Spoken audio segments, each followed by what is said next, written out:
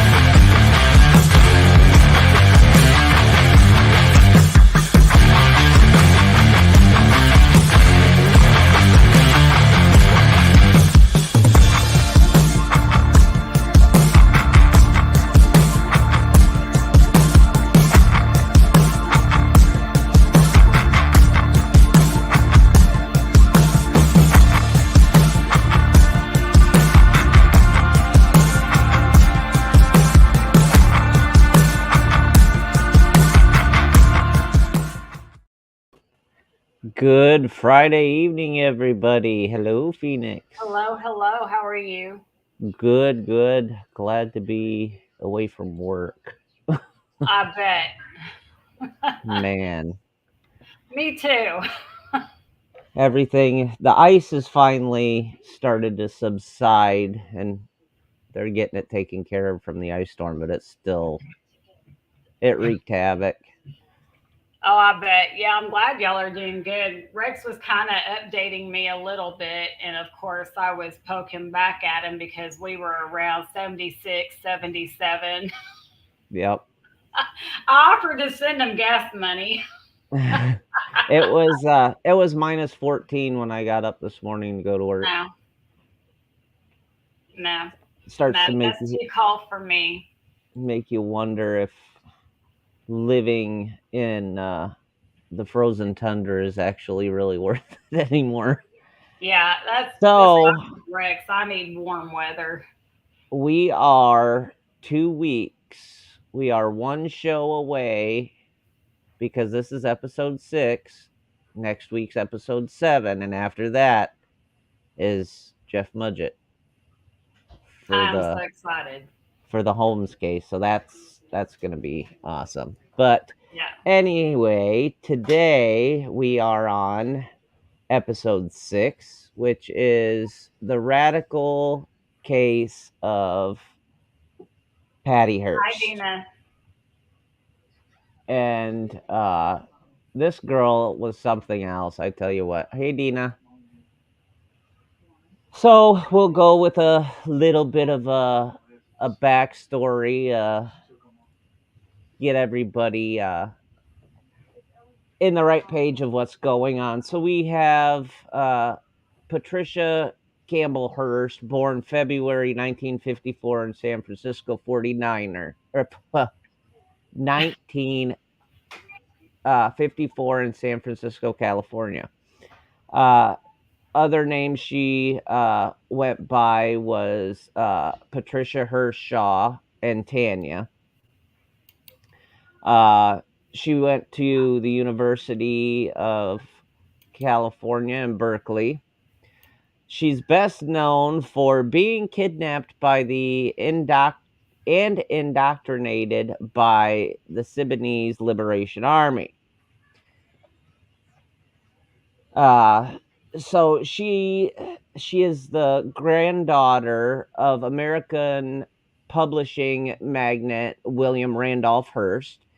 She first became known for the events following her 1974 kidnapping by the SLA, or Sudanese Liberation Army. She was found and arrested 19 months after being abducted, by which time she was a fugitive wanted for several serious crimes committed with the members of the group. She was held in custody, and there was speculation before the trial that her family's resources, because they were loaded, would enable her to avoid time in prison. At her trial, the prosecution suggested that Hearst had joined the SLA of her own volition. However, she testified that she had been raped and threatened with death while held captive. In 76, she was convicted for the crime of bank robbery and sentenced to 35 years. Later, it was reduced to 7 years. Her sentence was then commuted by President Jimmy Carter, and she was later given a full pardon by President Bill Clinton. To give you an idea, the Symbionese Army, it was called the United Federation Forces of the Symbionese Liberation Army, is a small, far left militant organization active between 73 and 75. It claimed to be a vanguard movement. For those of you that did not know what their affiliations were. So, with the backstory, I am going to turn it over and let Phoenix go a little bit more in depth of who this gal is. I mean, she came from a rich family. She was well off to do, and I'm a guy, and I'm gonna tell you, she had the looks to get her way, and she knew how to use them. Okay. So, thank you, Dina, for suggesting this. As Yeah, it absolutely. was a little different kind of story than what we've been covering, um, but very interesting. Um, so, as they said, she was from a very well-to-do family, and her family was they were very open about their political beliefs and were very active and had a lot of influence prior to World War II.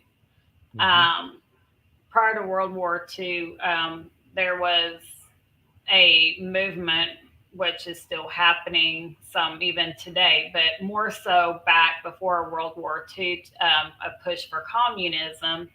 And her family was really pushing back against the communist movement. So they had, because of who they were, their wealth, and her grandfather owning, um, well, they did movies, produced movies. He mhm, owned the big newspaper. They were so big and had so many connections um, that they were able to be huge influencers in the political world, which helped make Patty a target for their movement. Um, Aside from the money and thinking that they could potentially get some money or something, which did kind of start that they wanted money. And when they found out they weren't going to get money, then it changed to, well, just donate this much in food for the homeless and needy mhm, people, which her father did comply with. However, the SLA group ended up backing out on that and not releasing her. Um, she attended very affluential schools, as you can imagine. She attended Crystal Springs School for Girls and the Santa Catalina School. And then for college, she attended the Menlo College in Atherton, and that was where she was when she transferred to the University of California in Berkeley. yep, And the SLA group, they actually were located just up the road from where she lived.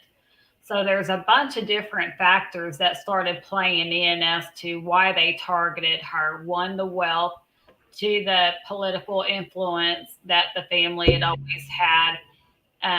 Plus, being who they were, feeling like they could get a lot of coverage in the media to help push their movement. Plus, when she moved to Berkeley, she was right there close to them, making it easy to kidnap her versus has she been further away. So a lot of things were just playing into this. Um, but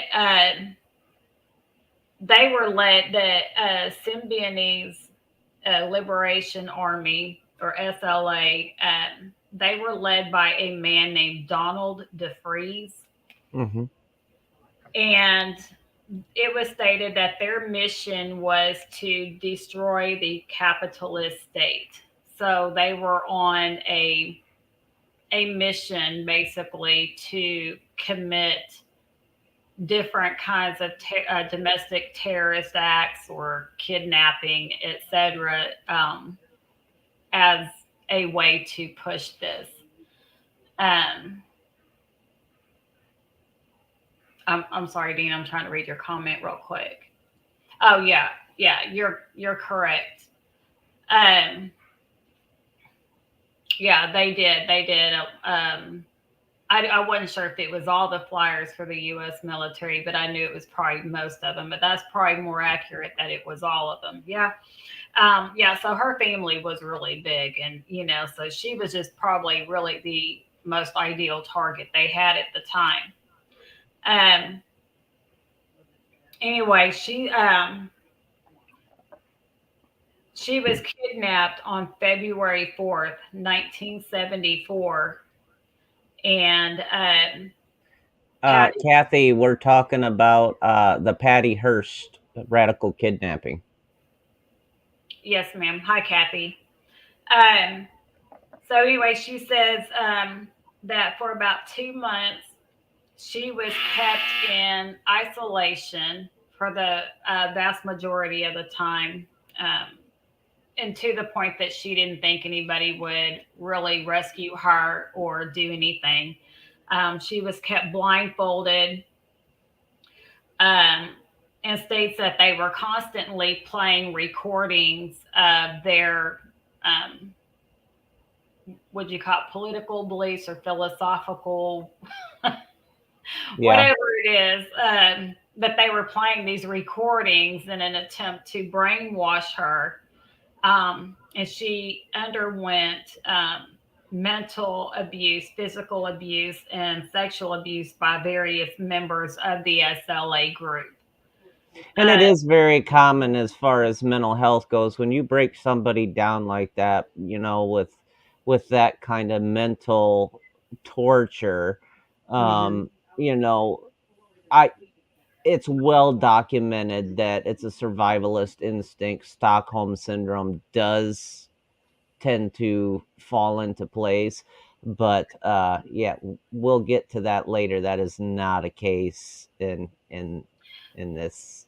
That's what I was going to say. This is another one of those stories that I'm kind of getting the boring stuff out of the way, for lack of a better term. I probably shouldn't say boring, but just kind of the facts of it so that we can get that out and Yep. out of the way and get into the meat of it and debating our thoughts and ideas back and forth. And, like I said, we always love y'all's comments and thoughts. Definitely throw them up at us. So anyway, they had asked for several million. At one point, it had peaked at 400,000 million, and they realized there was no way they were going to get that amount of money. So it dropped down to, was it one at 4 million? I saw Yeah. one article that said 10. 4, another said 2. What it was 10 million that they were demanding, but at that point the Hearst dynasty only had like $2 million, that you know they could play with, so to speak. And her dad actually told them flat out, it's 2,000 or 2 million. That's what I can give you. And they demanded and dropped it to four. Um, and it just, yeah. But Yeah, originally it was 400 million and then yeah. it went to It 10 million. kind of fluctuated around. That's why I say different reports are kind of.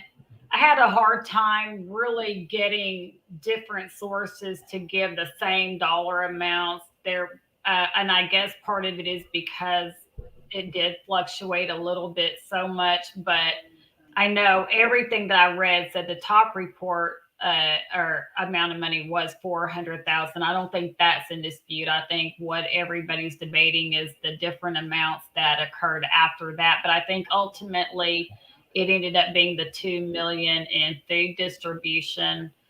Um, but then David, you're saying it was 4 million that Yeah. they demanded at in the end. So either way, that's a lot of money. I'll never see that much in my lifetime. So that's a whole lot of money. That is Um, a lot of money. however, when they were distributing the food out, there was a lot of issues with that. A lot of fights broke out and chaos. And so the whole project was put on hold after some time. I don't believe Mhm. I never saw anything that said they got to completely finish distributing the food because there was so much chaos. Hi, Kathy. Um, anyway, yeah. Okay. So, after some time in captivity, the SLA released a tape of Patty claiming to be part of the SLA in her new name as Tanya. In the video, she was adamant that this conversion to the SLA was not coerced, but a voluntary joining of the SLA. And um, apparently, it was a pretty devastating video that was released to everybody, to her family. Um, but there's still, even at the time seeing the videos, her family still was not believing that it was voluntary. They thought it was um, still coerced, which, like Dave said, we'll get into a little bit more of that later. At that point, it may have still really have been, or she might have kind of been borderline. I don't know. Um, but she was very adamant that it was very voluntary. Um,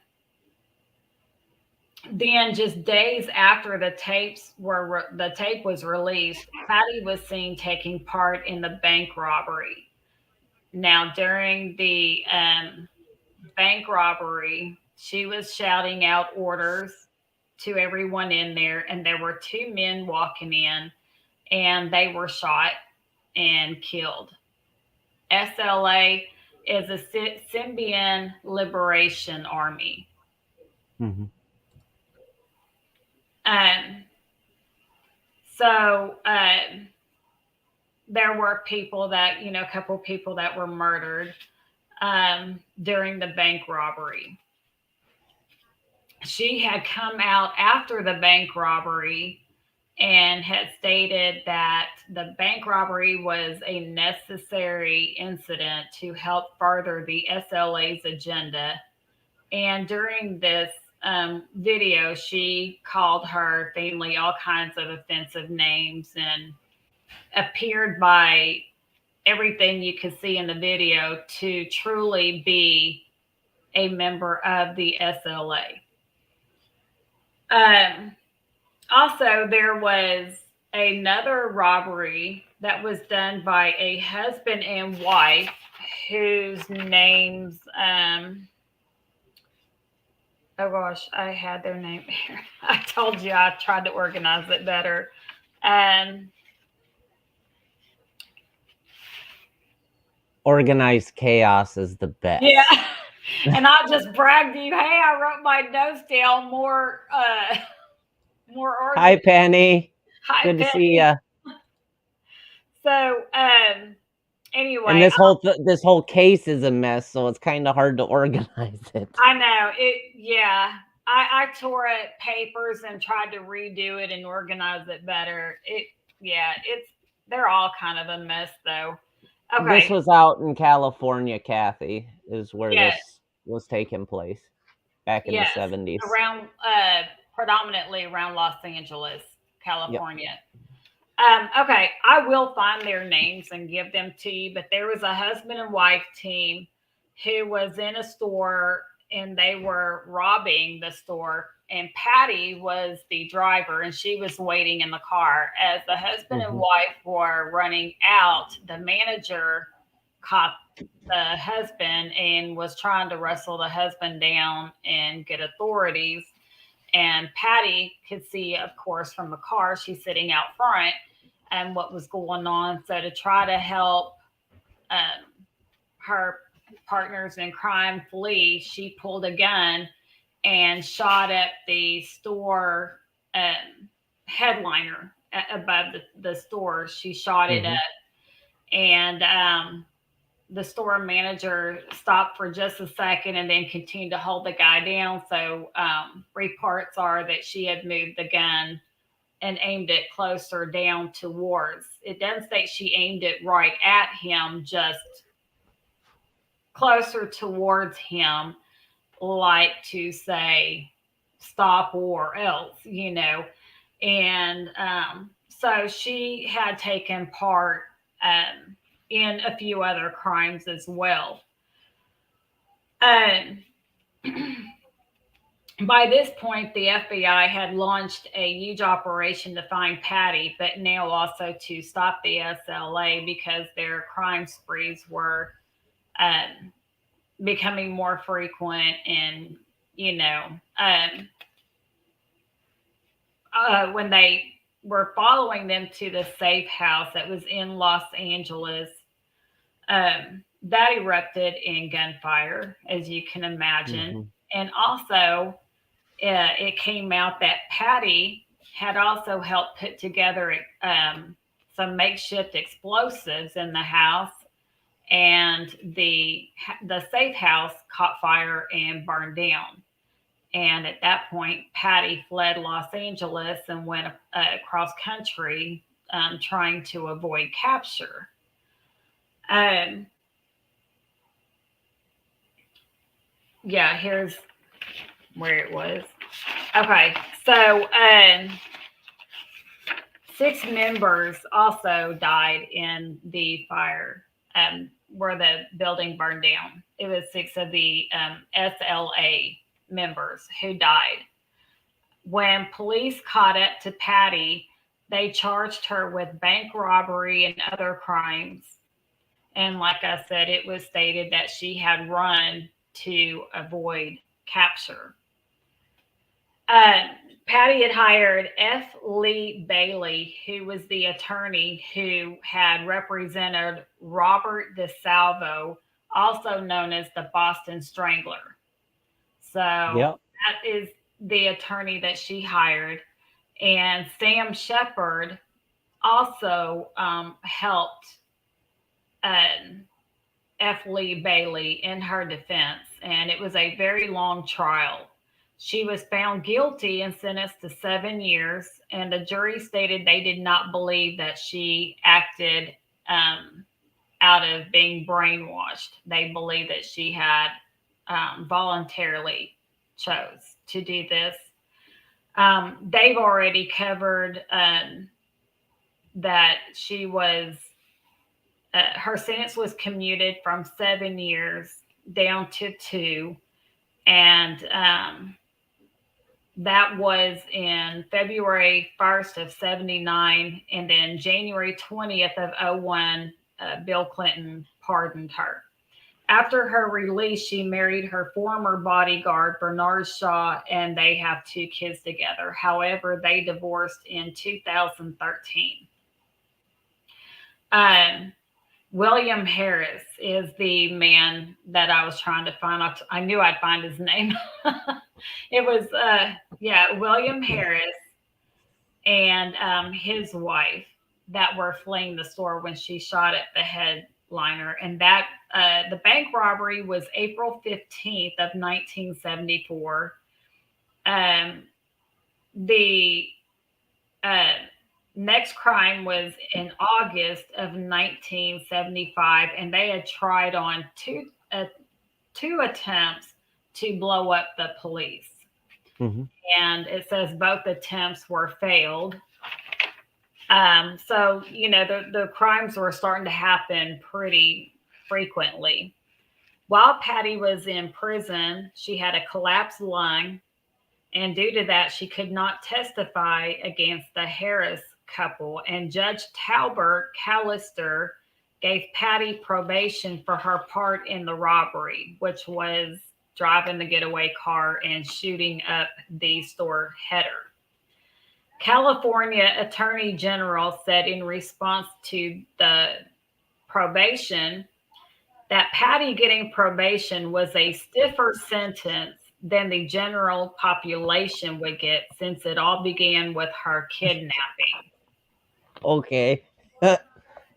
Now, I'm going to tell you, if that's a stiff sentence, I don't mean to say this like I just don't care that she was kidnapped. I do care about that. But as far as her actions, if they believe she voluntarily took part, then I don't care about how that part happened. That's a separate issue from what she Exactly. did.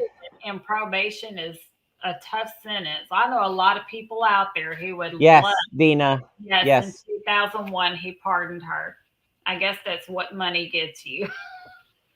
exactly. So, And I'm sorry. Okay, one, you're an accomplice to a yeah. bank robbery. You're driving the getaway car. Two, reckless use of a firearm Hmm. and endangering lives, attempted murder. I mean, come on. Right. So here's another thing that came to light. When Patty was kidnapped, she had just 3 months before, in November, had announced her engagement to Stephen Weed, and that was announced in the San Francisco Chronicles. So that probably helped to bring her to the Syrian Lebanese army, um, prior, saying, hey, she's in the area, this is who she is.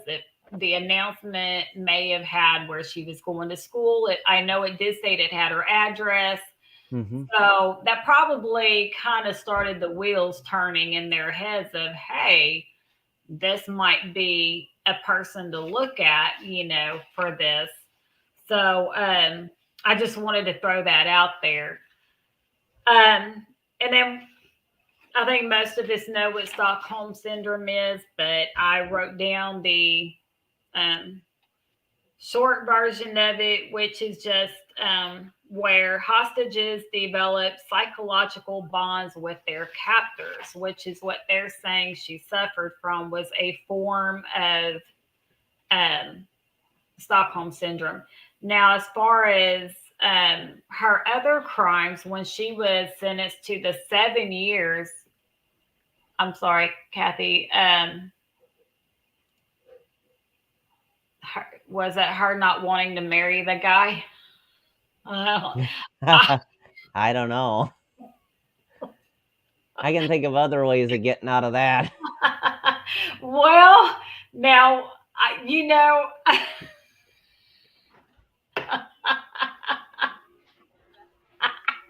Tina, Yes. I thought the same thing though. oh my, Oh. yes, Dina. So, as far as her being sentenced to the 7 years for the bank robbery and all that, the attorney general for that case, whose name was William Saxby, said that she was just a common criminal and he did not believe that she was acting in the Stockholm syndrome or anything. He believed that she joined of her own volition and basically didn't seem to care about her money or influence. He said she was just a common criminal. Now, something else that the family had not done, um, there were other people who helped control the family money. Dina. There were other people who helped control the family money. Her father did not have full control of the money. Nope. And it was stated by him and his wife that they intentionally had it set up that way in order to help protect the daughters, thinking it would help make them less of a target for anything, which, people don't know how you have it set up. If they want to kidnap you and think they're going to get money, they're not going to know how you have that set up. So, but I mean, I guess, it was their way of trying to think of their kids. But that's, kind of the gist of it there is, um, well, I didn't cover the three theories I found. So let me throw those out. Well, four, because Kathy just gave us a theory. Yeah. One Actually, said 5. she may not have wanted to marry the guy in the first place, and they obviously did not get married. And yes, Kathy, you're right, gun charges can bring more than 7 years. I Nope. think who she is and who she was related to played a big role in her sentences, especially the probation one. Um, Tells us how much money they had if they thought they were potential blackmail targets. Yep. Absolutely, yeah. So here's the other theories that have been going around. Some believe that Patty ended up freely joining the SLA, while others say that she fell in love with a man who was part of the SLA group and he went by the nickname Cujo. I couldn't, I, I immediately thought of the dog Cujo. Got to I'm old thank enough for that. Stephen King for that. But anyway, she talked in the videos and stuff. She talked a lot about this Cujo. I couldn't find his actual name. He was always referred to as Cujo. So, I based wonder on if he how slobbered a lot. I don't want to know. I'll leave those memories to her. Um, so, moving on. Leave it to you, Dave. I know it. Anyway, because of how much she talked about Cujo and the way she, Who wants who wants to marry a big hairy bloody dog?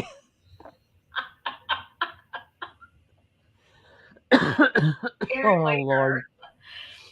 So anyway, based on how much she talked about him and the way she talked about him, a lot of people were saying it seemed as though she had ended up falling in love with this Cujo guy and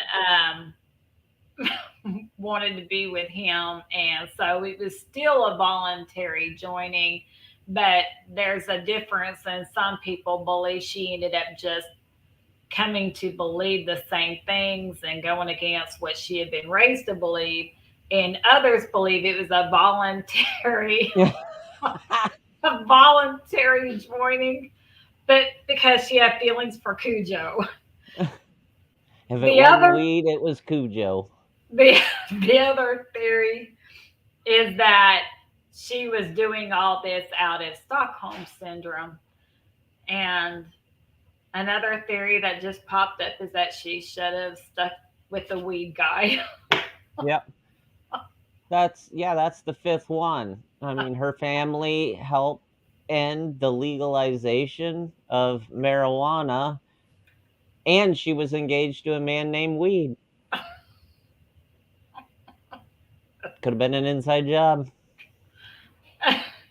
Yeah. We won't know until the Smoke clears. Oh, there's my dad pun for the day. I can hear your kids now. Dad, you're not funny. Yes, I Oh, am. I I was can't. not. No, you're really not funny. I can't wait for teenage years. Oh no, it gets better when they're grown adults. I think I say some of the funniest stuff, and my kids look at me like I'm stupid. And they're like, "Mom, you're not funny." Yes, I am. I'm laughing hysterically. No, I really not funny. And I'm like, "But you're laughing too." Yeah, we're not laughing with you. We're laughing at you, Mom. Yep. I'm going to snuff out what I think of it being Stockholm syndrome. For the simple fact is, she she willingly went and participated in it. There were so many chances she could have gotten away of her own free Yeah. volition. I mean, the I combed and combed and combed through the FBI publicated archives on this case, and the one video of bank footage of them robbing the bank, it was such chaos she could have just walked out and they probably wouldn't have known. Um, and she continued these acts, and it was like she was accepted as part of the team. I Right. think, I think that she was a rich turncoat and it was a scam, and she was into some shit that she shouldn't have been in.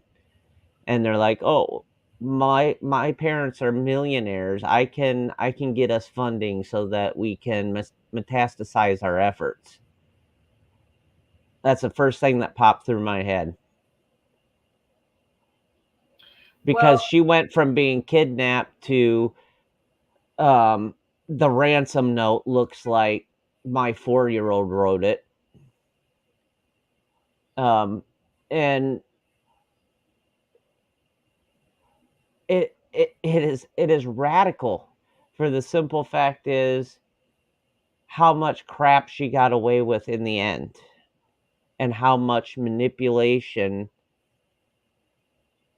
she was able to put forward, and then with pressure from a well-to-do, well-known family is behind it as well. mhm. It's just Dina says, interesting she called them pigs. That's what Manson's groupies said to their victims.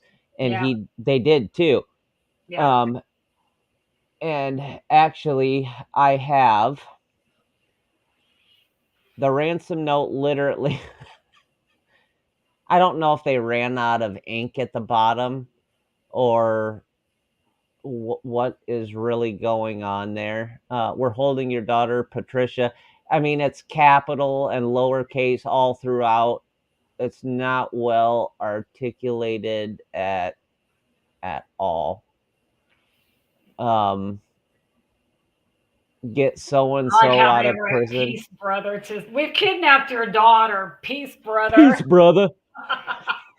I just and then I want you to put this in the news and in your paper.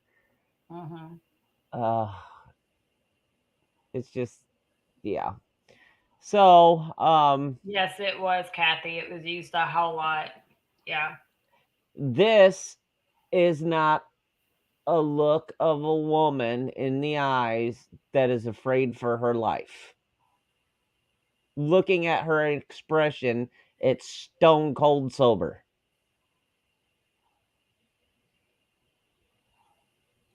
She knows what she's doing. There, she's afraid she got caught. You can kind of see that in her face. Here, she's like, to hell with it. What do I really care? Is what I'm Mhm. getting off that. Like, how dare you look? And then when the FBI profilers put out the wanted poster, this is how much her look changed. Right. That's not, I mean, in 72 in February, 73 and 74, you could tell. I mean, that's an evil look. That's a dark blank stare in my book. And it's it's creepy even. Um it does not look like that. I you know, was she into some heavy stuff? Was she into drugs? Was she into things like that? She hasn't said, you know, but Stockholm syndrome, no way. There's too many times she could have gotten away. And Well, I'm gonna play devil's advocate with you. okay, Well, I'm not saying I'm buying Stockholm syndrome, right. but they're saying they believe it was not me, Dina. It was very depressing to me. I stay clear. I was like, man, my life's depressing enough. I mean, this was back in high school. I was like, I don't need anything that's going to help me be depressed. But I mean, no, I know a lot of people that were saying the same thing as you. And But Dina, it could be code writing too. yeah, um, but since we're talking about a form of Stockholm syndrome, people in abusive relationships have been said to suffer from a form of Stockholm syndrome. The bond Mhm. happens first, it doesn't happen through the abuse. But how many people stay because there's that bond, and that bond switches when the abuse happens, because now it's not the butterflies in the stomach, oh, I'm so happy and love. Now it becomes a subconscious thing of, um, I'm going to word it the way I am just because I'm a woman who's been there. Not Mhm. saying men are not abused. I don't want to give that impression that I'm saying it's only women. Right. So I just want to clarify on the front end, men and women are victims of domestic abuse. I'm just speaking from my own experience when I say this. um, there's almost a need of, or what becomes more of a subconscious need to get that approval and that love that we are no longer getting. Mhm. So now we are doing things. We stay and we have opportunities to leave every day or almost every day. There can be situations where the abuser makes it harder for the spouse to leave the relationship, but we still have opportunities to leave and we stay Mhm. because I love him. And we do things in that relationship that we typically would not do because we know how much we love that person, and we don't feel like we're getting that same love and approval back, because if we did, we would not be abused. Uh So we do do things. It is a form of Stockholm syndrome. Yes, I do agree with that. Um but this is why, and I was waiting for this comment to come up for She this was there question. 2 months. She 2 months. was there 2 months. So Hmm. within a span of 19 months from the date of kidnapping to the date of arrest was 19 months. All of these crimes took Correct. place, and the extortion of money. That's why I Right. say bullshit to Stockholm syndrome, Right. because I'm that, more with you, Dave. I'm just playing devil's advocate yep. because Oh, and I a know for a lot of fact. people are going to sit there and say, well, it very well could have been, though, because how many times are we? And I'm like I said, I'm not trying to trail off into the abusive relationship aspect as such, but just to point out when they're saying that is a form of Stockholm syndrome because the abused partner can leave and they choose to stay. They do things, trying to get that love and acceptance and survive the relationship, it could be Yes. seen as a somewhat vaguely comparable situation, although in true Stockholm syndrome, the bond is formed completely after the abuse or through the abuse, not after, but through the abuse. Yep, and usually it goes on for a long period of time. Like Yeah, not Dana, like the only 60 days. yep, I'm six leaning more with Dave. That is not Stockholm syndrome. I'm just putting that out. well, 60 days wasn't the first crime. It was 2 months before the video came out that she had joined the SLA, and then the crime started after that. Right, right. The So within 2 months, she joined up with this coalition, and that but claims quote unquote Stockholm syndrome. That's why I kind of shot that one right away. Um, right. eh, I've got the FBI footage here of the bank robbery, and you are going to see. Actually, Dave, real quick, Yes. I just want to correct something. She was kidnapped February 4th of 1974. The bank robbery happened April 15, 1974. So it was 2 months and a week and a half or so when the bank robbery happened. So it was Okay. So 60 days yep. So basically before the within video that and bank robbery. yep. So within that time of that first 60 days, she was kidnapped, and it could have happened. It could not have happened. I'm not going to say one way or the other, but all of a sudden she joins up with them, and you can see her actively in this here. When I get see if I can get it a little bigger, um, you're gonna see her in here, and she is very much active participant uh, in this robbery. There's her in the blazer suit.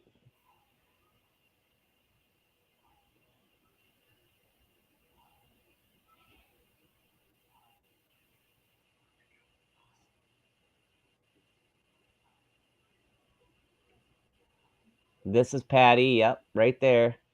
She is very much in control. There's Donald DeFreeze. She's very I much wish in they had the control. volume on there. Yeah, she was Yeah, there is screaming. absolutely. She was screaming orders to everybody and calling them MFers and all kinds of stuff. She was verbally, not just standing there with a gun, she was verbally helping to take charge with this DeFreeze guy. Yep, and I'm telling you right now, there is absolutely yeah no Yes, with that Kathy, much her control. family did pay. Yes. Her family did pay, and actually, what it came down to is they were not supposed to just pay money to somebody. They were supposed to um, give the money to an organization that would help distribute food to homeless and needy people. Yep. And there was as I had said earlier, there was a lot of chaos that ensued, a lot of fighting, um, just everything was going chaotic. So they said they had to end the distribution of food a little bit ahead of schedule, but they did get the majority of it passed out. But there was just so much, and people getting injured and all kinds of stuff, so they could not finish passing all the food out. However, the organization still had the money and stuff for the food. So it's not like the family got to keep part of it. The money was already gone. Yep. Yes, And the ransom was I paid, but it was paid out in food for homeless and needy people, Dina. And it was like $2 million worth of yep. food. Yep. I will let everyone know that there is strong language when I go through this part. So the bank robbery, like she said, was on April 15th of 74. She was recorded as you saw her wielding an M1 carbine while robbing the Sunset District branch of Hibernia Bank in San Francisco. Identified under her pseudonym of Tanya, she yelled, "I'm Tanya, up, up, up against the wall, motherfuckers." Two men entered the bank while the robbery was occurring, and they were shot and wounded by the SLA. According to testimony at her trial, the witness thought that Hearst had been several paces behind the others when running to the getaway car. Attorney General William B. Saxby said that Hearst was a, quote, common criminal and not, quote unquote, a reluctant participant in the bank robbery. James Browning Jr. said that her participation in the robbery might have been voluntary, contrasting with an earlier comment in which he said that she might have been coerced into taking part. The FBI agent heading the investigation said that the SLA members were photographed pointing guns at Hearst during the robbery. A grand jury indicted her in June of 1974 for the robbery.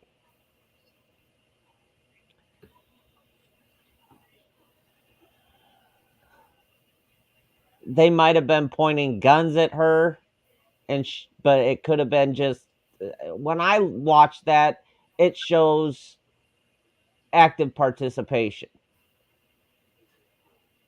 by her. There is absolutely, you know, nothing that would point to the way that she's feared for her life. I mean, they're literally 30 feet from her and running the opposite direction to get people I to didn't come under either. control. I want to. I just double checked um, something on them stopping it. It says they did have to stop passing out the food for a time. However, on March 27th, 1974, um, the group of organizers that were passing out the food distribution said that on that day they had completed it. So um, I guess it had just been paused while they tried to get everything reorganized and calmed down, and then they did finish passing it out. So all $2 million worth of food by March 27th had been distributed, and that was reported in the New York Times. Mm-hmm. So Uh, I that's don't just a know little if bit there over. were tellers behind the bank bar at that point in time. I'm pretty sure they had been moved out, and that's why you see DeFreeze on the edge of the counter looking back to make sure nobody was there. Um, and then, so that was April 15th of 74. On May 16th of 74, the manager at Mel's Sporting Goods in Inglewood, California, observed a minor theft by William Harris, who had been shopping with his wife Emily while Hearst waited across the road in a van. Mhm. The manager and employee followed Harris out and confronted him. There was a scuffle, and the manager restrained Harris when a pistol fell out of Harris's waistband. Hearst discharged the entire magazine clip of an automatic carbine into the overhead storefront, causing the manager to dive behind a light post. He tried to shoot back, but Hearst began aiming closer. That was the rescue of Harris. So now we're at the part where they are now fugitives because obviously they're on the hunt for him. Hearst and Harris uh, Hearst and the Harris couple hijacked two cars and abducted the owners. Yes, they Um, did. one was a young man who found Hearst to be personable, that so personable that he was reluctant to report the incident. See, this is another part of why Stockholm syndrome is BS. If she's so personable that this guy is just reluctant to even report that he's been kidnapped and his shit stolen, tells me there's manipulation and psychosis going on here. Um, he testified at the trial to her discussing the effectiveness of cyanide tipped bullets and repeatedly asking if he was okay. Police had surrounded the main base of the SLA in Los Angeles before the three had returned, so they hid elsewhere. The six SLA members inside the hideout died, some in the gunfight with police, others in a resulting fire. And to freeze by suicide by gunshot, it was intentionally thought that Hearst had also died during this confrontations. Warrants were issued for the arrest of Hearst and the Harrises for several felonies, including 2 counts of kidnapping. Emily Harris went to a Berkeley rally to commemorate the deaths of Angela Atwood, um, Soltkis, DeFries, and other founding members of the SLA who had died in the Los Angeles or died in Los Angeles during the police siege. Harris recognized Atwood's acquaintance, Kathy Solaya, among the radicals whom she had known from civil rights groups. Solaya introduced the three fugitives to Jack Scott, an athletics reformer and radical, and he agreed to provide them help and money.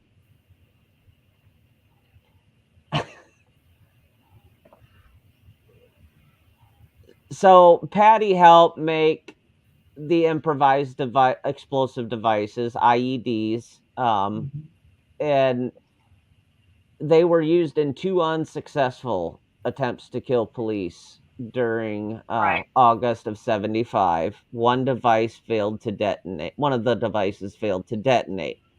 Marked money was found in the apartment when she was arrested. Um, Linked Hearst to the armed robbery of Crocker National Bank in Carmichael. She was the getaway driver for that.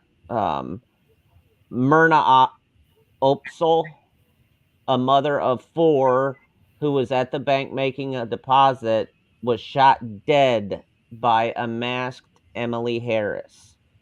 Hearst was potentially at risk for felony murder charges and could testify as a witness against Harris for a capital offense.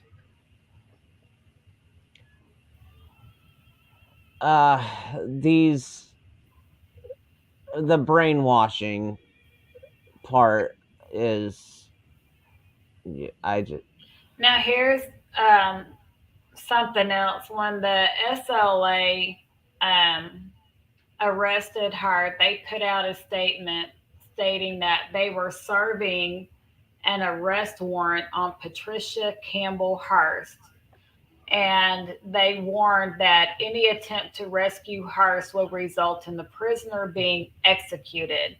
The yep. statement ended with the capital letters, "Death to the fascist insect that preys upon the life of the people." 8 days later, the SLA sent an audio tape to a local radio station, KPFA, and the tape recording was from the General Field Marshal. How do you say that word? Cinque, Cinque, with the E of it. I'm usually very CIN. this stuff.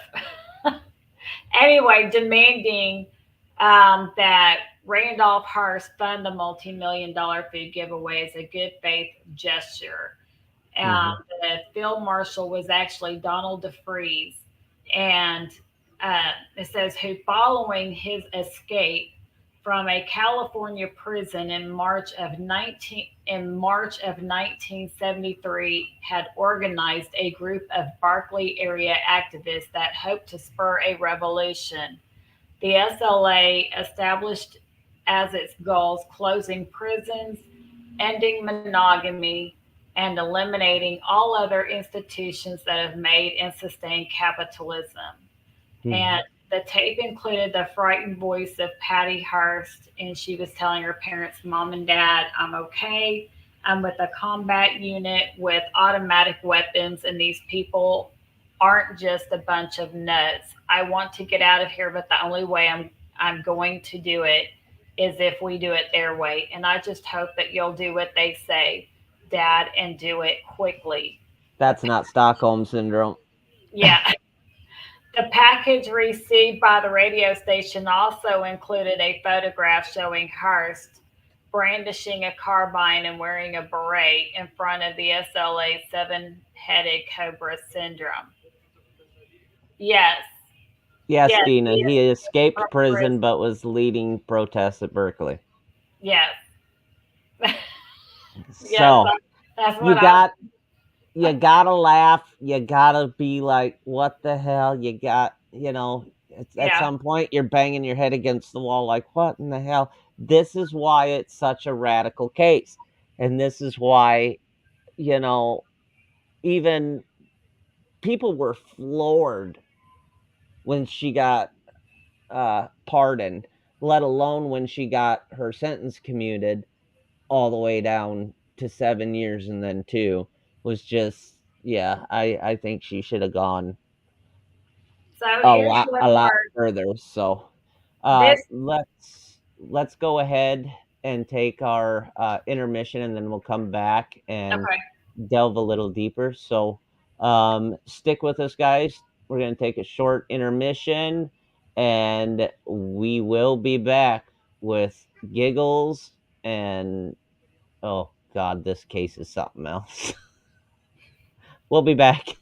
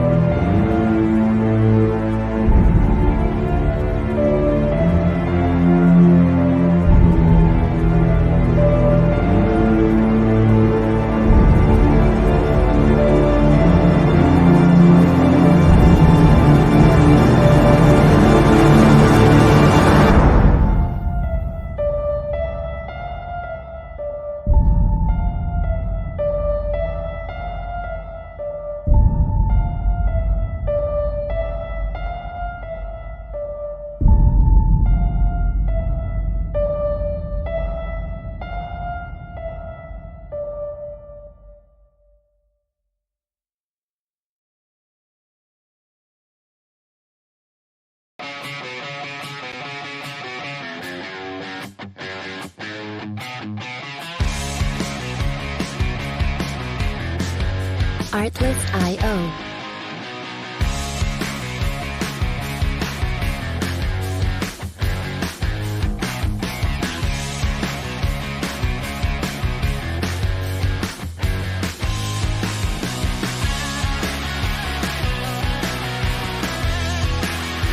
Music licensing reimagined.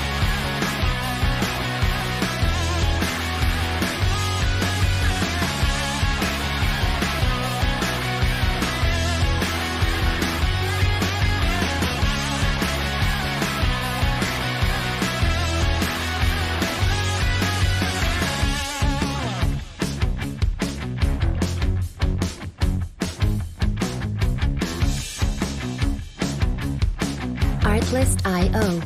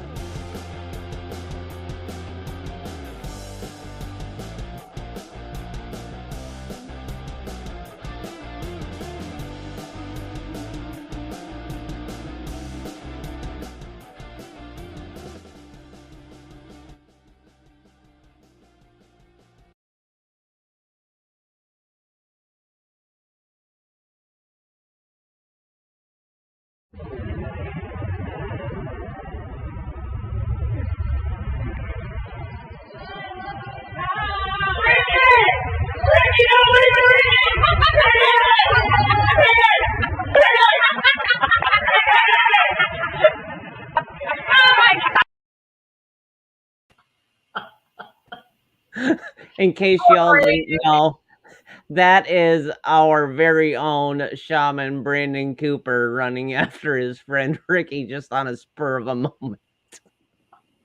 I told him I'm gonna share this as much as possible. He's like, do it. Watch him pop in the back screen now. I wouldn't Oh, be surprised. Brandon, just so you know, Dave did it. God, I he was on All Out Paranormal. I lost it last night, and I was producing the show. I was drinking my Dr. Pepper, and I had just taken a mouth. It went up my nose. The first time y'all played it, I was like, wait a minute, wait, is that Brandon? Is that Brandon? And he And said then y'all played it again, and I'm like, that is definitely Brandon. he goes, everyone there says, man, for a fat guy, he could sure run. Oh, God, love him. That's funny. So, anyways, Oh gosh. man. So, Okay. yeah, Patty. Yes, I have something I was going to put out there when we were talking about the timing. Her second big statement to her family was 59 days after her kidnapping. Um, there was another tape put out where she says, I have been given the choice of being released or joining the forces of the Symbionese Liberation Army and fighting for my freedom and the freedom of all oppressed people. I'll tell you what, if her life is being oppressed, I would like some of that. No kidding. You can leave or you can join. I know. But I'm like, You can but she leave. free her other oppressed people. I don't know what she feels her life growing up in the Hearst family, what oppression she had, but No you know, kidding. anyway, I have chosen to stay and fight. And Hearst further announced that she had accepted the name Tanya after a comrade who fought alongside Che in Bolivia. And like I said, it was like 3 days after that video came out on April 15th that the bank robbery happened, and the SLA left the bank with $10,692 is all. That's a lot of money in 75. Well, yeah, but it's still not what I would think it would be to rob a bank. Yes, I agree, Dina. Mm, yeah, I'm with you, Dina. Yeah. Um, yeah. And it's just shocking, Oh, come on, big boy. Aw, golly, he is big. Um, how many we don't I have not seen how many people were in the group total. There, What maybe in the now it'll world? focus. Oh, okay. It's a trick. If you can't get it into focus, hold your hand up to it for a second. It'll Oh, autofocus. okay. So we all just learned something new. I did not know that. Okay. So, yeah, I have not seen an accounting of the total number of people. It's part Mancoon. Did I rob a zoo? It's my father-in-law's cat. Kathy, maybe it's both. Maybe Dave is little and it's a big cat. Right. No, he's a big boy. Yeah, he's huge. He's beautiful. He needs to come meet my mama Kitty and they can run off and live a happy little life. Um, yeah, so there was another video that Patty Hearst put out after the robbery, where she says, "Greetings to the people. This is Tanya. Our actions of April 15th forced the corporate state to help finance the revolution. As for being brainwashed, the idea is ridiculous beyond belief. I am a soldier in the People's Army." So, Dina, there you go. When you said, well, that's admitting no Stockholm, well, that was her statement to people claiming she has Stockholm syndrome. Yep. So, and then a month after that is where the crime at Mel's Sporting Goods that we told you about with the Harris couple occurred. Yep. So, yeah, she states that Stockholm syndrome or brainwashing, actually, she said that was ridiculous beyond belief. So she was adamant that she was a willing participant. Yes. Um,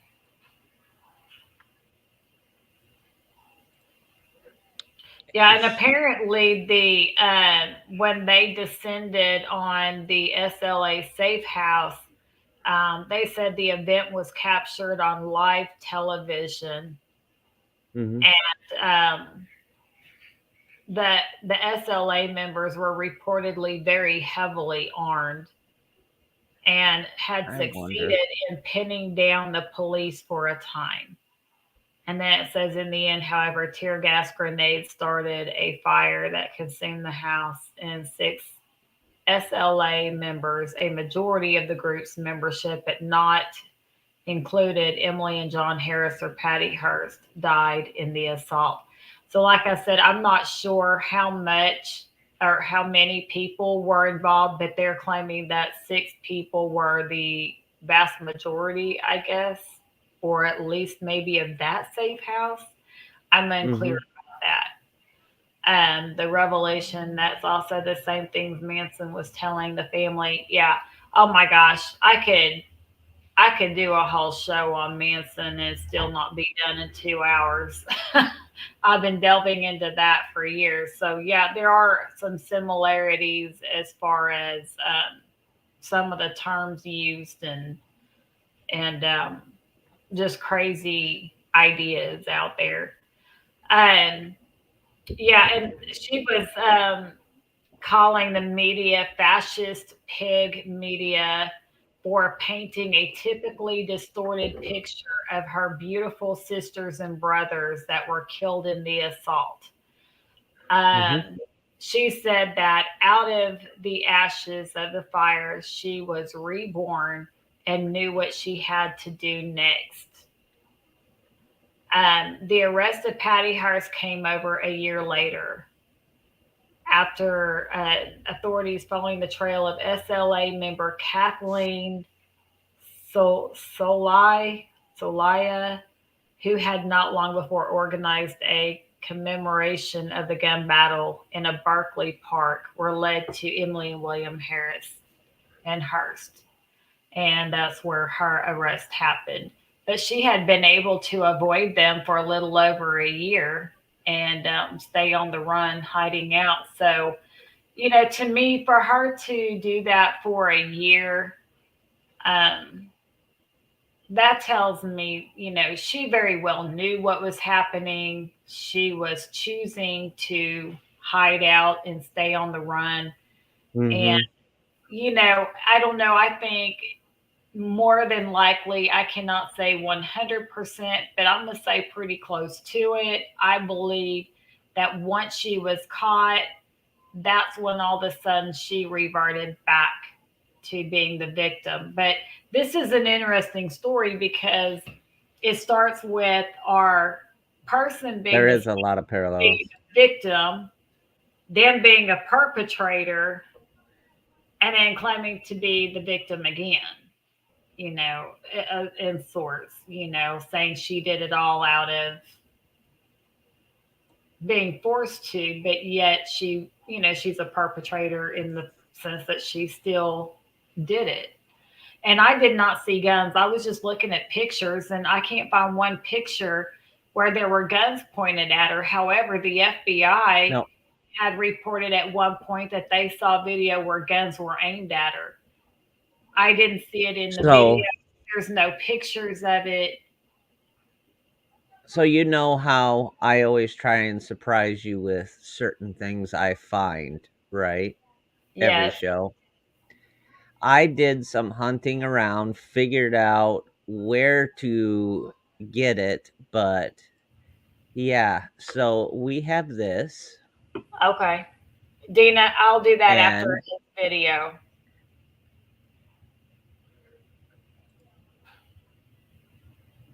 John Speck. The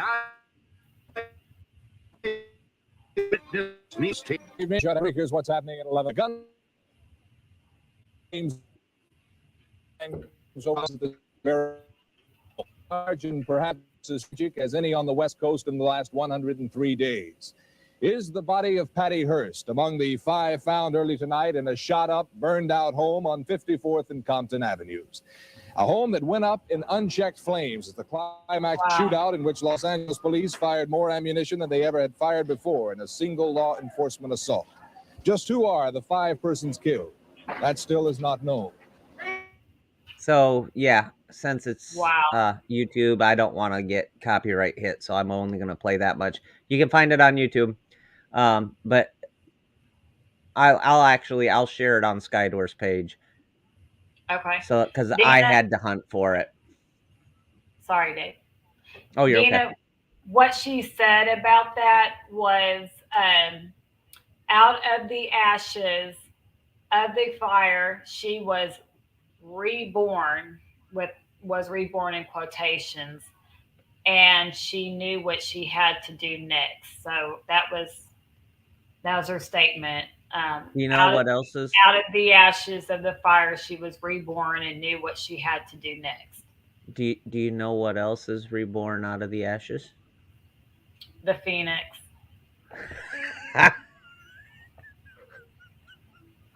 Phoenix. Okay, I'll stop. Anyway, That's how you so get young me and me now. so under the legal consequences, on September 18th of 75, Hearst was arrested in San Francisco apartment with Wendy Yashimura, another SLA member, by San Francisco Police Inspector Tommy Casey and his partner, Police Officer Lawrence Pesro, FBI Special Agent Thomas Padden, and his partners, Agent Moulton, Doyle, and Lawler, Hall, Vitamonte. Yeah, not even going to try that one. And Campos. While being booked into jail, Hearst listed her occupation as, quote, urban guerrilla. She asked her attorney to relay the following message: tell everybody that I'm smiling, that I feel free and strong, and I send my greetings and love to all the sisters and brothers out there. I'm sorry, that just sounded so comical. What's your occupation? Urban gorilla. Ooh, ooh, Jesus. It must pay well. It must pay well. Oh my gosh. Oh, good grief. And the snippet that from historians, crime historians, that I went through, as far as brainwashing claims, at the time of her arrest, Hearst weight had dropped from 110 down to 87 pounds. And that's why I'm wondering, okay, A, was there illicit drugs involved? She was described by psychologist Margaret Singer in October 75 as a low IQ, low effect zombie. Shortly after her arrest, doctors recorded signs of her trauma. Her IQ was measured as 112, whereas it had previously been 130 There were huge gaps in her memory regarding her pre-Tanya life. She was smoking heavily and had nightmares. Without a mental illness or defect, a person is considered to be fully responsible for any criminal action not done under duress, which is defined as clear and present threat of death or serious injury. For Hearst to secure an acquittal on grounds of having been brainwashed would have been completely unprecedented. Psychiatrist Louis West, a professor at the University of California, LA, UCLA, was appointed by the court in his capacity as a brainwashing expert to work without a fee. After the trial, he wrote a newspaper article asking President Carter to release Hearst from prison. Hearst wrote in her memoir, Every Secret Thing, in 1982, I spent 15 hours going over my SLA experiences with Robert J. Lifton of Yale. Lifton, author of several books and Coercive Persuasion and Thought Reform, pronounced me a classic case which met all the psychological criteria of a coerced prisoner of war. If I had reacted differently, that would have been suspect, or so he said to me.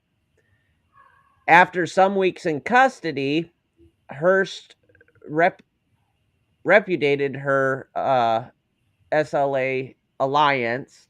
Her first lawyer, Terrence Hallinan, had advised Hearst not to talk to anyone, including psychiatrists. He advocated a defense of involuntarily intoxication, that the SLA had given her drugs that affected her judgment and recollection. He was replaced by F. Lee Bailey, who asserted a defense of coercion or duress affecting intent at the time of the offense. This was similar to the brainwashing defense, which Hallinan had warned was not a defense in law. Hearst gave long interviews to various psychiatrists. One psychiatrist wrote to Carter to get her out. I'm sorry, but if your IQ was 130 19 months ago and all of a sudden you're at 112, either A, you have had brain damage, 2, you are completely on cloud 12 on illicit drugs, 3, you're lying your ass off during the IQ test. Anybody can lie on an IQ. It's no different than not studying for a test and trying to get your way through it in school. And hope you get a decent score. So it's honestly not that hard. I honestly think she played everybody, and she did it damn well.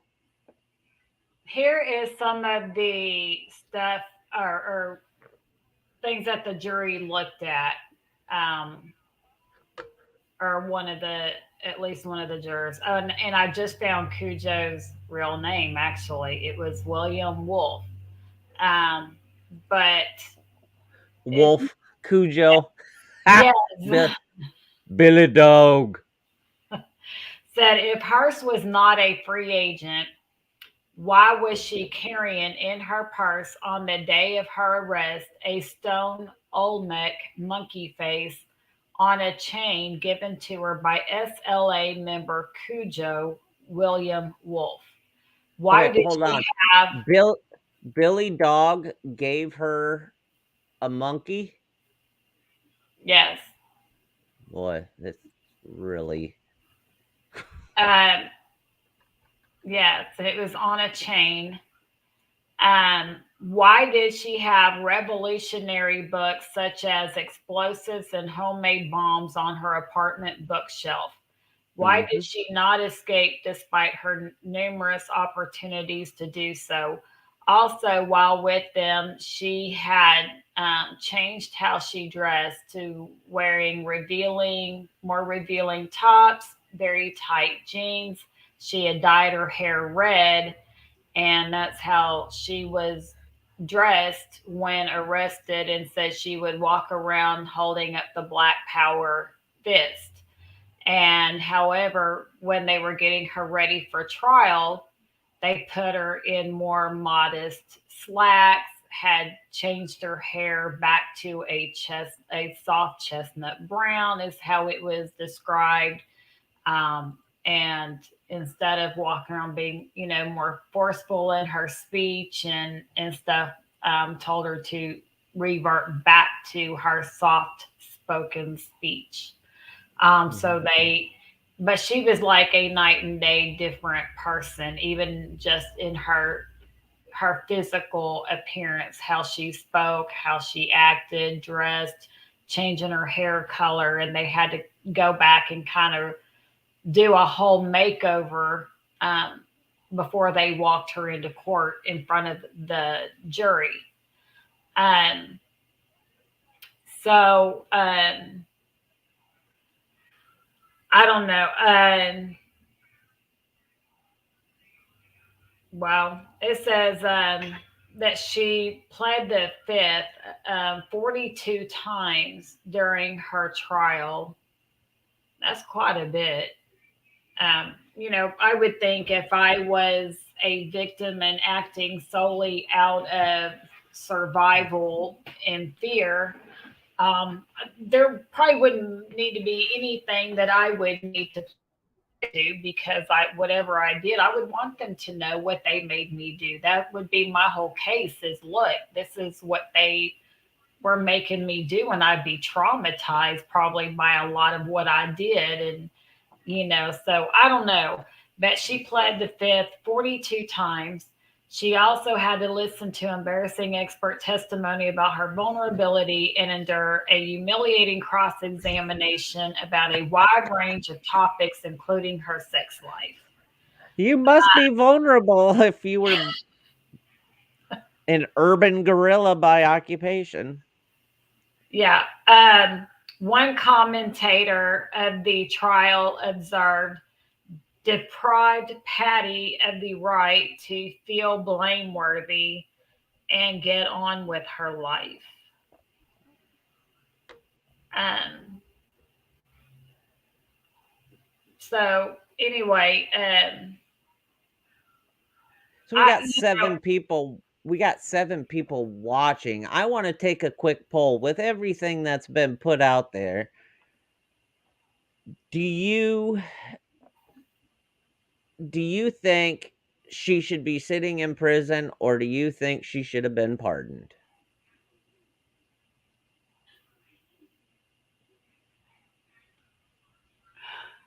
What do you guys think in the comments? what was the Prison? question? Oh, prison or Should she pardon? be in prison or should she be pardoned?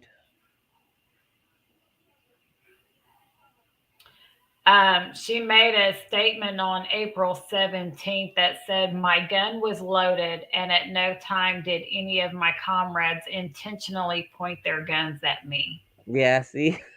That was, Comrades. yeah, that was her statement about the bank robbery. A couple days after it happened, she said, "My gun was loaded, and at no time did any of my comrades intentionally point their guns at me." Yep. Kathy's saying she should be in prison. Penny's saying she should be sitting in prison. Yeah. She should be in the Crowbar Hotel. So, where is Miss Hearst today? Well, Dina says she thinks it's an MK Ultra operation. That 2 months, could be. we know 2 months after her release, she married Shaw. Um, and published her memoirs.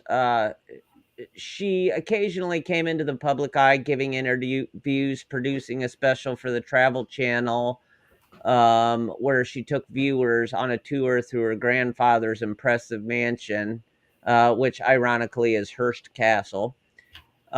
She has also appeared in films like Crybaby. Oh, this is cool. Serial Mom, really? Cecil B. Demented, A Dirty Shame. Patty also cooperated with Cordella Francis Biddle to write Murder at the San Simon, a novel based on the death of Thomas H. Inc. on her grandfather's yacht. In 2001, she was granted a full pardon by President Bill Clinton as he was leaving office. Since then, Patty's been living a normal life, or at least as regular a life that can come with being a wealthy woman on the East Coast. Patty wants nothing more than to put her past trauma behind her. When the radical story of Patty Hearst aiming to re-examining her history, Patty released a statement denouncing it. It's no secret that I was abducted, raped, and tortured at 19. What follows was a series of events that were the direct result of a child having been destroyed both inside and out. Patty went on to add, as hard as it was to do, I have grown well past the 19-year-old me and gone on to becoming a proud wife, mother, and grandmother. She added, I have no intent on revisiting such violent, hurtful time in my life.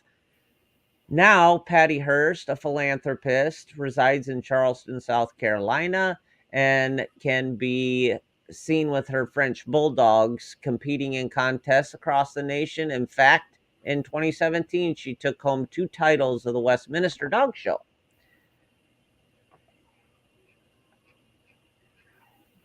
And she is actively now in charge of um, the Hearst Corporation.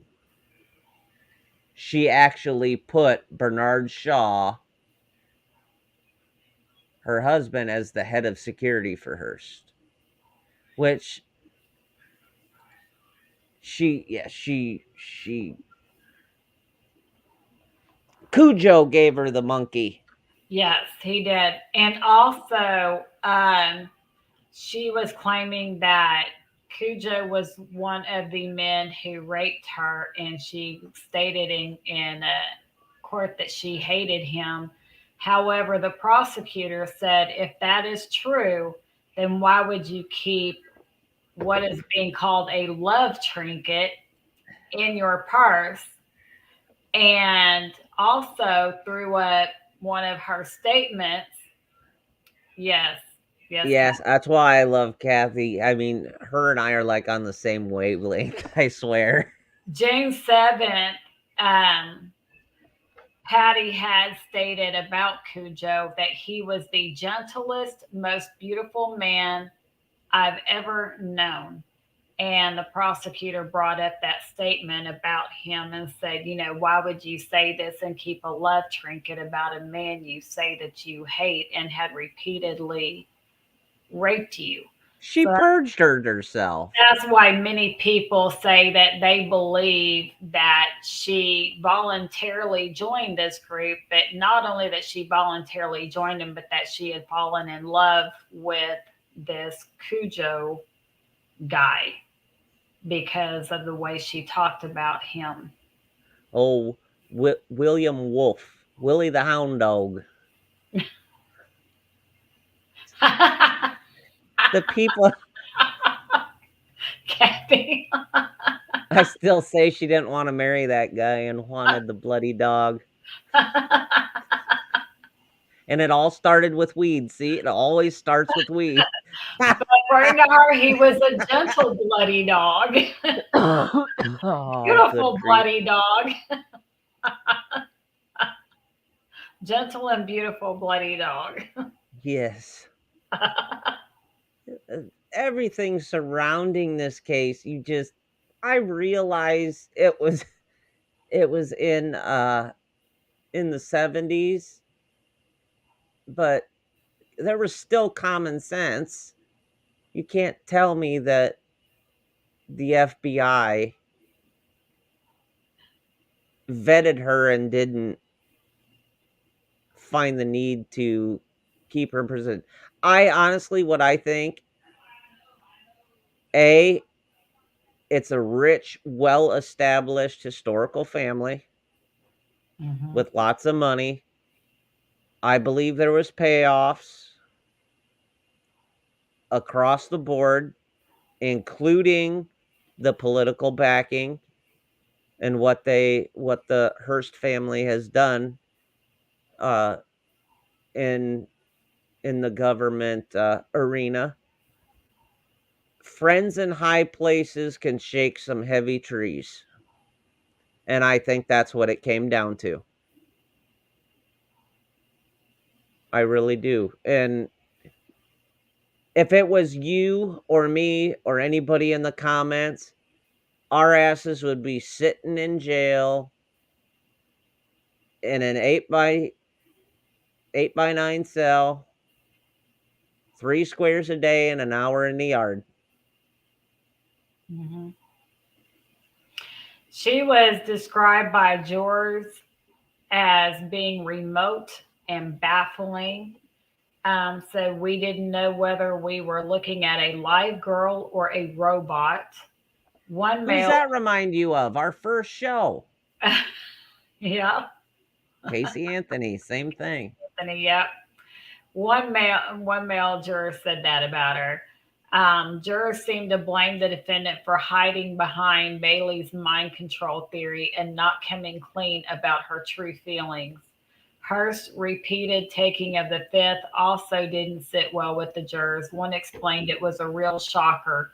A witness can't just tell you what he wants to tell you and not tell you what he wants to tell you. So, in other words, they're saying when you're up there, they need to know, you can't plead the fifth 42 times and just decide on your own what they need to know and don't know, because how are they supposed to have the whole picture? They want all the information. So, just sitting there myself in a position of what would I think if I was a juror, you know, I would feel the same way as them. If you constantly are saying you can't tell, well, that tells me that you did this. You just don't Hmm. want to answer the questions and say I did it, because what is the fifth? You're not saying anything for fear that it might incriminate yourself. Yep. So that tells me you participated, you're just not wanting to share the information. Well, why wouldn't you if you are a true victim? So I can see where the jury came from. But it said many jurors ended their session in tears, and she was found guilty March 20th of 76. But they all pretty much agreed that she was lying, if not in whole, to a large degree, and that her firing shots at Mel's, the top of the store banner up there, didn't jive with her supposedly passive role in the SLA, and that they felt like the defense was trying to make her too much of a weak puppet, and Yep. they didn't see her as a weak puppet. So it's a very interesting case, and no offense, I think for everything she did, she got off pretty easy. I can tell you, if that had been me, they would not have sentenced me to 7 years and commuted it down to two. And then for the other crimes, give me probation. That wouldn't happen for me. So that's another thing that a lot of people believe, is that her sentences, the way they were given and then commuted down, and just everything, that it was because of her last name, not because Hmm. they were giving her lighter sentences, believing she truly was, to some degree a victim, um, but basically because of her last name. Yep. Yes, she did, Kathy. She came out smelling like a rose, and now that she's pardoned, it's basically all wiped out. Like it in a sense. Like I mean, we all know what happened, but that pardon in a sense is basically saying, yeah, it did, but it didn't. So, I mean, I'm not buying it either. Like I said at the beginning of the show, I just wanted to play a little bit of devil's advocate because I do believe there are cases where Stockholm syndrome is a legitimate thing. I'm not buying it after 2 months. Most of the time, when I see Stockholm syndrome cases, it has been through a very extended time. Yep. Correct. Yeah, no, Kathy, she definitely did not have to go find a job with a record. You're right. Yeah, she's been taking care of her whole life. Um, Dave, So, are you looking at it for Dina? um, yes, I am. If I can get it to work right. I'll say I can try to pull that up real quick.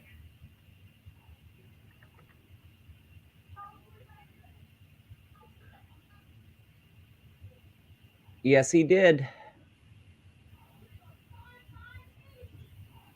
Yes, he did. Yeah, I believe there's a whole And lot more so going. did Hillary. Yeah, I don't So, think it's coincidence. I don't either. Um so I'm going to throw this out there and see what you think and everyone in the comments. There is a cold case in Iowa,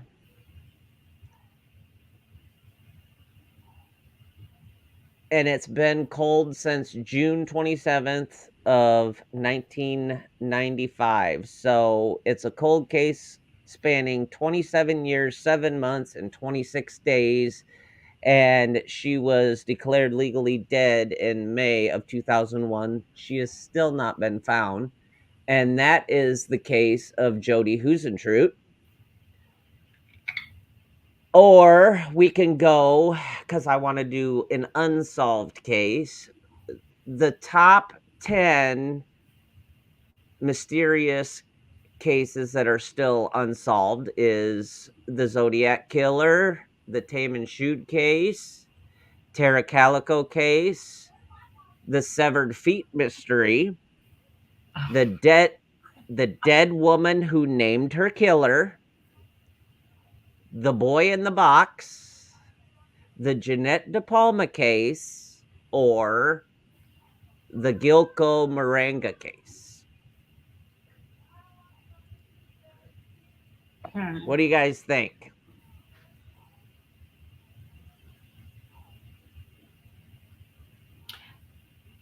I'm good with any of them.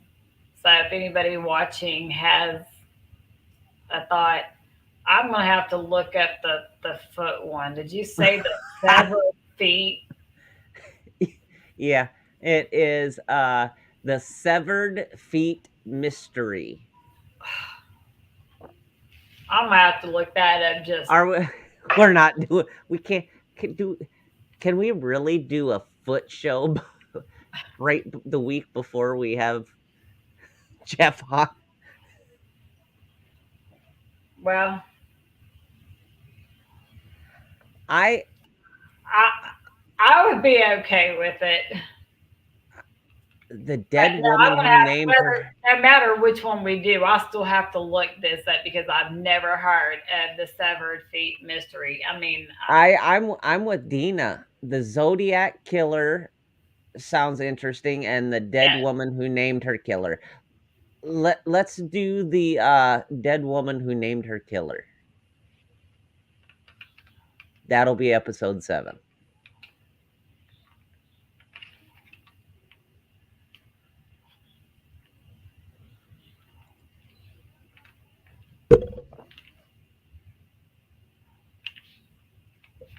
Okay.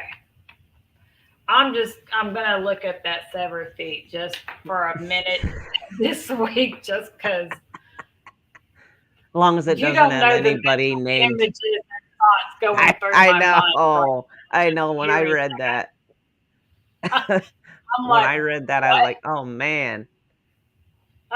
Just as long as it doesn't have guys named Cujo in it. Now, Dave, I know you're gonna get off here. You're gonna put your kids to bed and you're gonna watch the movie Cujo. No, kids are already down. What Phoenix is on that foot one? Yes, she's putting that foot forward, ain't she? She's off to a good she's off to a good footing. Speaking of that, I might need to go get a pedicure just in case. She knows how to toe the line. That's so Uh, corny. I better stop. I mean, that was good. We're That was gonna a lose good one. viewers. I need to stop.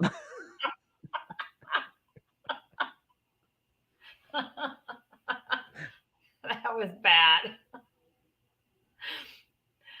Make Oh sure you my put your best God. foot forward. Why would someone pronounce someone dead if not to get the insurance? Uh, I I'm not entirely sure. I was 11 when Jody went missing. But I'm honestly pretty sure it's to give the family closure, close on the estate, all that stuff. That's what they meant by declared legally dead. So they could go through probate and all that and put it to rest is honestly what I think. Dina's got jokes tonight too.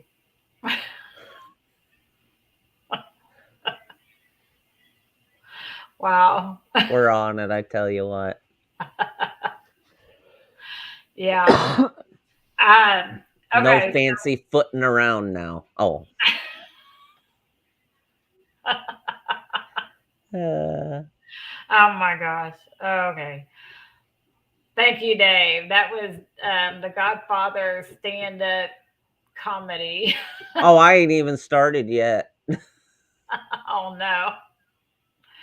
Y'all forgive him. He works really hard. He gets up early and he's up Yeah, late. well, it's 9:20 here in Iowa. I was up at 3:45 this morning and Bad left for jokes. work by 4:30.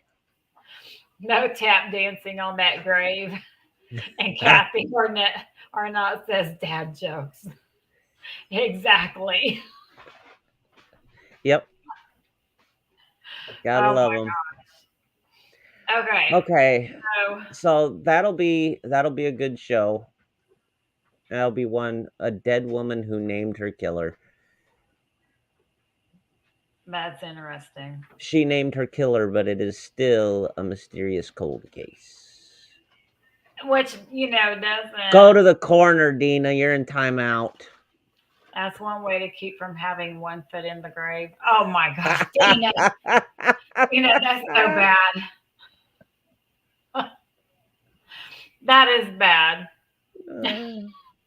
That's one foot. All right. What's the other saying? One foot in the grave and the other on a banana peel. I think so, yeah. Yeah. My mom and grandmother used to say that. Yeah. One of them tripped and fell, and it was the first time I heard it.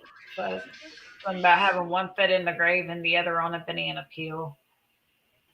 That's bad. That is terrible. There was a case out there, somebody apparently severing feet or something. I'm assuming by the name. I could be wrong, but that's just the impression it gives me. And we're sitting here making jokes. It's bad. It is. Oh my gosh. Dave, you froze.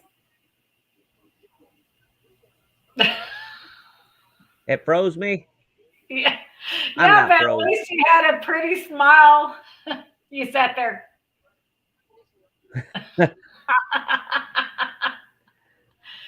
If it was me, I'd have Okay, been so in the. I'm gonna do I'll do one dad joke and that's it. What did the triangle say to the circle? Oh, Doesn't matter, circle. it's pointless. Oh, God.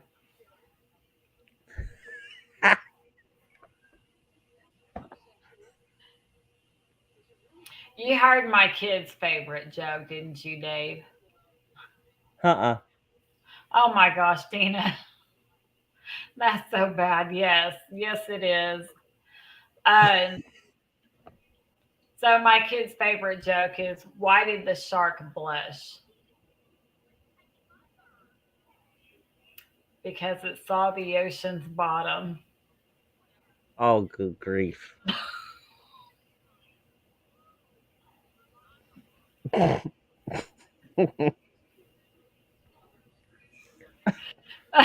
Man, they heard that on a cartoon. I'm like, that's kind of cute because the ocean does have a bottom, but it's a little bit of innuendo in there too for No kidding.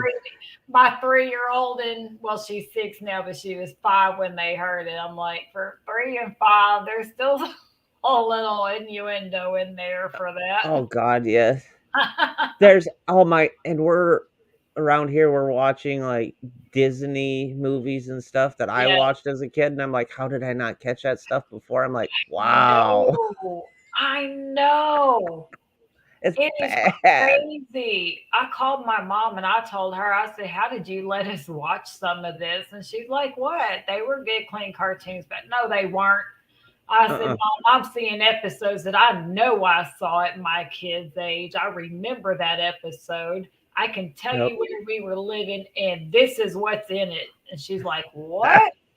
So I'm sending her clips of it. She's like, you know, back in that day, we didn't think we had to watch for stuff like that. No. It just seemed like a more clean, wholesome time. And I'm That's like, like on we're a Bluey household and I love the one where Bandit, which is the dad, is explaining to Bluey about the 80s. And she's like, "You're riding a bike, but where's your helmet and your pads?" It was a different time. The 80s were rad. yeah, yeah. Nowadays, Yeah. everybody wants to wrap their kids in bubble wrap. Yeah. I have to admit, I'm a bad mom because my kids ride their bikes with no knee pads and no helmet. Mine don't either.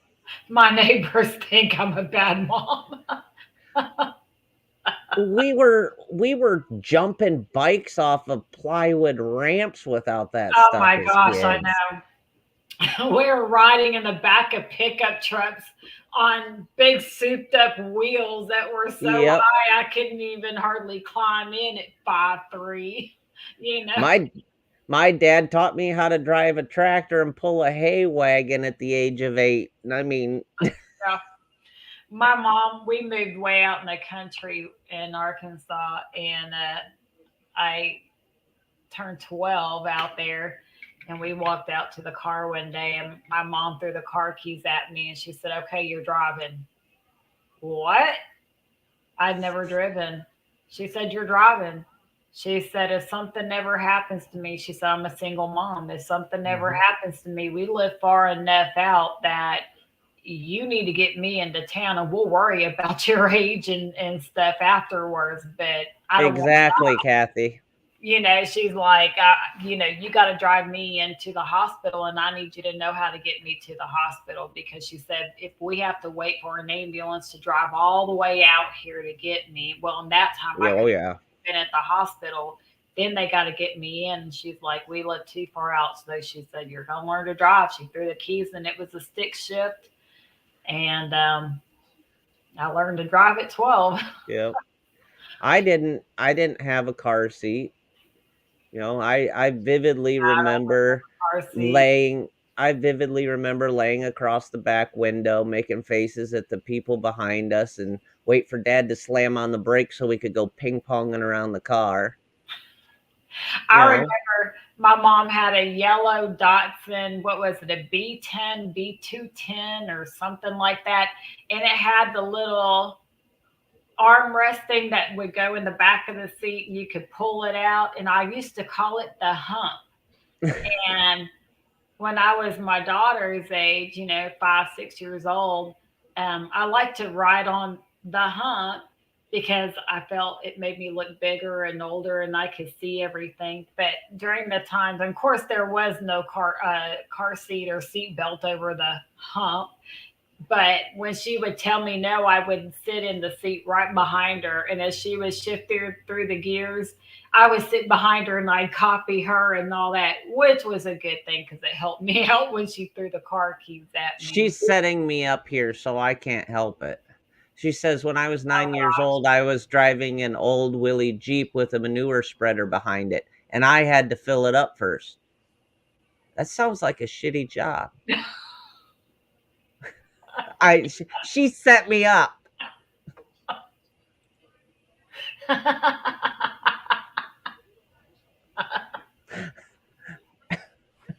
Kathy, yeah, life was definitely different. She says it was. It was. I'm sorry. I will say I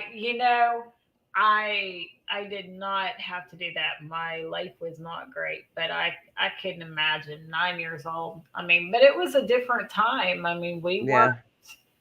we weren't coddled like kids are today. And I No. have to confess, I have to watch it with my 3 year old because, he's the baby. And sometimes we're a little more lenient with the baby anyway because we know they're the baby, they're the last one. But for me, being an older mother, I find it's harder for me with my 6 year old and my 3 year old to be as tough as I was with my older kids. I've got, for those who don't know, I've got 9 grown children and 2 little ones at home. And with my first 9, I was pretty tough on them. You better not act a fool out in public. I mean, I put up with more at home because we were home, but I was pretty hard on him. And sometimes I look back and wonder if I was too hard at times. And maybe at times I was, and other times I wasn't hard enough. But in general, I was pretty hard on. But I also had 9 kids, and I felt like to a point I had to be, and it Yep. didn't matter where I went. I always got compliments. Everybody, even if they didn't know my name, like when I moved to Kentucky, I moved to Nicholasville, and the people in Walmart didn't know my name. I was just the woman with all the kids. And they would always thank me every time I went in without fail. Thank you for having such well behaved kids. You come in here and grocery shop with 9, and they act better than most people who come in with 2 children. And I would tell them they better, you know. Yeah, Yes, we did that in Grandpa's Bonneville. but I was hard on them. And I think, I had Mercedes when I was 42 and I had Onyx at 45. And, I've got grandkids, so they're growing up with the grandbabies. And a lot of times people think they're all twins. And, I'm like, no. But, it just, I think my age and sometimes wondering if I was too hard on my older kids, it makes it harder to be tough on them. But yet I want to raise them more like my childhood in the Mhm. good aspects. I don't want to wrap them in bubble wrap or they're scared to take a bump or a scraped knee or I want them to live, be kids, ride your bike, and my daughter, feel the wind blow through your hair, Yep, So definitely. time. Guys, make sure you heart, share, subscribe, and follow so you don't miss any shows. Remember, we are T-minus 2 weeks out from the great-great-grandson, Jeff Mudgett of H.H. Holmes, being a surprise guest on the show. We will delve into Holmes versus Jack the Ripper. Was he actually in London? And we'll go into some more about Jeff's story and his journey that he's come up on so far. Remind you guys to stay safe. Thank you, Penny. Yes, you too, Penny. Thank you. Stay safe, and nothing's always as it seems.